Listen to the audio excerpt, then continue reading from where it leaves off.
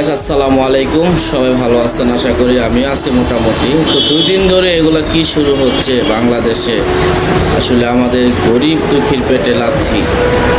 এই যে অটো রিক্সাগুলো নিয়ে মেন রোডে যারাই বের হচ্ছে, দেখুন তাদের অবস্থা কি হচ্ছে, কতটা কষ্ট, আহাজারি, কত কান্না করতেছে। ভিডিওটা দেখে যাবেন শেষ পর্যন্ত।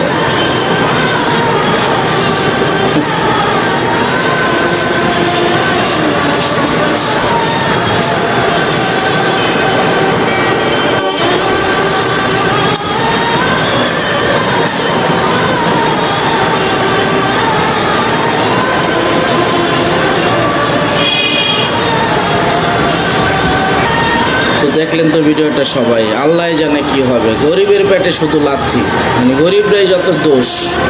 গরিব হয়ে জন্ম নিয়েছি আমরা ভাই।